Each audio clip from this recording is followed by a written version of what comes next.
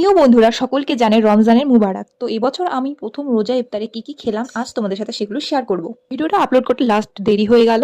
তো রাতের বেলায় সেহরি করে ঘুমিয়ে পড়েছিলাম। এখন ইফতারে আইটেম আমাদের ছিল এখানে ফ্রুটস, ঘুগনি, কাবলি ছোলার, মুড়ি, জুস। বেসিক্যালি আমি ইফতারের সময় বেশি কিছু খেতে পারি না, তবে এগুলো তো বেসিক, এগুলো তো করতেই হবে।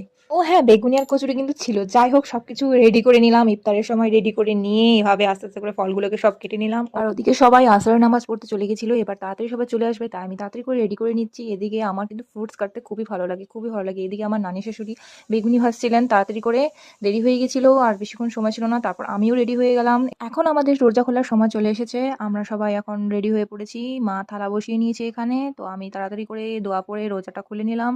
রোজা খুলে নিয়ে এখন আমি নামাজগুলো পড়বো, নামাজ পড়ে নিয়ে দোয়া করে। তো আমার আজকের এই রোজার ভ্লগ এই পর্যন্তই। তোমাদের সবার কেমন রমজান মাস চলছে সবাই কমেন্ট বক্সে জানাও। চলো, খুদা হাফিজ।